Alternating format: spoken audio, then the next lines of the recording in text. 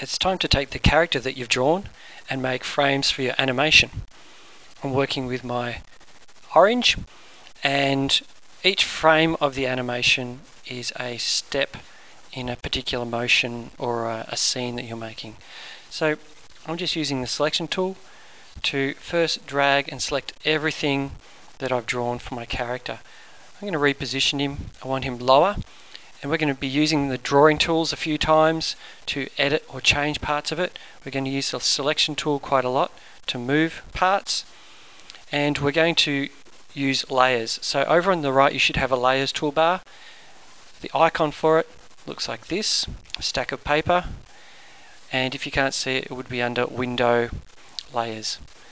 So this is my original character. I've just positioned it where I want my starting frame to be, and it just occurred to me that as I'm going to make a bouncing animation, I actually want to have a circle under my character to indicate a shadow. So I'm going to make the shape first, and then I'm going to choose a grey colour. I need to make it to be a fill, not too dark, and then I'm going to right click on it and select Arrange Center Back, so it's behind the rest of my object. That looks pretty good. You don't have to do a shadow, it's just going to suit the animation that I'm creating. I'm going to name this layer Original. I'm going to lock it so I can't accidentally draw or edit that layer, so I've always got an original version. You probably want to watch this video through and then follow these steps and refer to the video as you need to for your own animation. So I'm going to create my first frame, and all I did was grab the layer, drag it to the new layer icon. So it's just here next to the bin, create new layer, and that new layer I'm going to call 1. Just that simple. Double click on it and give it a new name. This is my first frame. So my second frame is a duplicate of that. So I'm going to drag it once again and make a new layer, and this time I'm going to call it number 2. And then I unlock it and I make the change to my layer that I want. So I'm going to make my character go up in the air. So selection tool, V on your keyboard, select everything that covers your character, and I'm going to hold down Shift and move it up in the air. And as you can see, my layer underneath is still visible, and also the shadow. So as it goes up, the size of my shadow is going to shrink a bit, so I'm just going to resize it holding Shift and Alt to scale it in to the center. If I turn off those layers, I can see it by itself, and then I can see the amount of movement. As it goes up, I'm going to change a couple of things. So first thing I'm going to do is select the pupils, and they're going to go down a bit. I'm going to select both parts of the leaf, and I'm going to rotate it. To do this, I'm going to use the rotate tool, which is here on the toolbar, or R on your keyboard. So I click R and it will rotate from that center point. But I actually want it to rotate from this point here. So it's going to move closer to horizontal.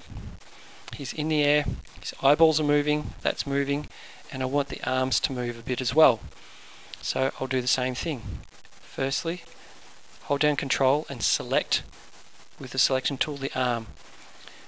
I want it to pivot from there, so it's going to go down a bit. Do the same for this arm. Rotate from that point. So a few things are changing, and I'm quite happy with that. I'm going to leave the mouth the same. Now I'm going to lock that layer, duplicate it by dragging it to create new layer, rename it first with a double click and call it 3. When I unlock it this time, I'm going to select everything, Control All, or Control A on the keyboard. Still holding Control and Shift, I can deselect an object. So I can either select everything I want or select everything and then deselect what I don't want. So I'm going to move that up again, about the same amount as the first one. So it's getting a bit of altitude. Now I'm going to make some changes again. So I'm just turning visibility off on the other one so I can see what I'm doing. Let's move those eyeballs further down. Let's grab that leaf, R tool, rotate, and I'm going to pivot it down even further. And I'm going to do the same with the arms. I'm going to get them so they're hanging down more. So Control to select, change the rotate point and just get it coming down. Select the other arm, do the same thing. Now obviously your changes or your deformations to your character are going to differ. And lastly, I think the other change was the shadow. Let's make that smaller. Alright, so I'm going to lock that and let's just check what I have. Frame 1, frame 2, frame 3. So in my animation, this is my original pose. It goes up one step to the top of the jump, comes down to the middle of the jump, back to the original position. So this is the sequence of frames. Then I need a frame which shows the orange bouncing or hitting the ground. So I'm going to duplicate my original and I'm going to drag it above. So all I did was grab my layer and drag it. See, the line appears between the layers. If you drop it onto a layer, it will disappear. So you want to make sure that it goes above the layer. Now I'm going to call that frame number 4 and I'm going to unlock it. And this time I'm going to move my character down a fraction. So I'm selecting everything but the shadow and I'm moving it down a bit. And what I want to do at the base is redraw part of it. So I'm using the pencil tool and I want the base to swell out a bit and to be level with the ground. So I'm just going to redraw it till I'm happy. It's slightly swelling out there and here, and it's about the same height as the original layer. As you can see, I can just redraw it till I'm happy with what it's doing. That looks a bit strange, so I'll just... Okay, so I'm pretty happy with that. Alright, that's one of my changes. My other change is I'm going to make the shadow slightly larger. So I'll just scale that, holding Alt and Shift. This time the pupils are going up in the opposite direction. And the leaf, I'll grab both parts of the leaf, are going up into the air. So R for the rotate tool, and the arms are also doing an opposite direction. So I'm pivoting from here and bringing this arm up, select the other arm, and I'm rotating from that point. I need to select it again because it's not working. Here we go. Alright, lock that, duplicate the layer. This time I'm going to turn the other layer off. I want to see where the original position is so that my base stays similar. And I'm selecting everything, holding down Control and Shift and deselecting the shadow. I'm moving my figure down a bit more. And I'm going to use the pencil tool, which is N on your keyboard, and edit this so it just sits where the mouth has ended up. Alright, he's really squashed down. It looks quite good. The other changes need to be made to the eyes.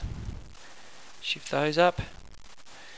The leaf, using selection tool to drag and select both because they're not grouped.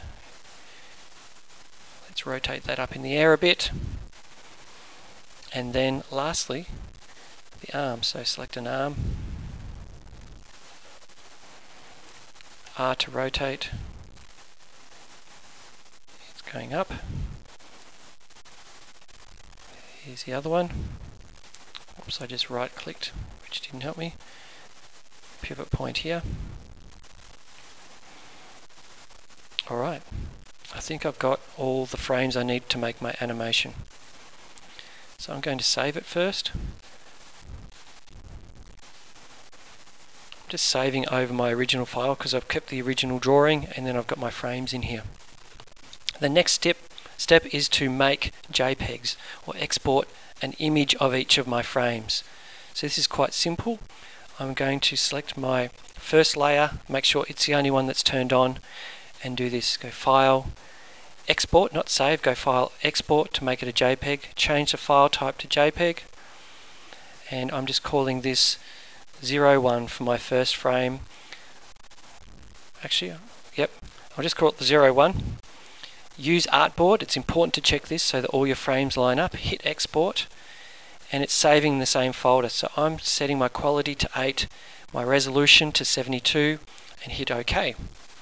Turn that layer off with the eye, and turn the visibility of layer 2 on. File, Export. Use Artboard, call it 02. Hit Export. The quality is 8 and the screen resolution 72. Just check that they're consistent, and after this step it should save those settings. Hit OK, and we go all the way through to the end. So, whoops, I did the wrong one. Don't make that same mistake as me. Export 03. Use Artboard. Export. OK. Last two. File.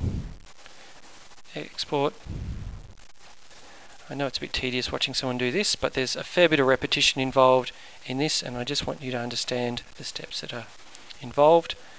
And lastly, this one. So File, Export. That one should be called 05. I didn't rename the layer, but I'll fix that now.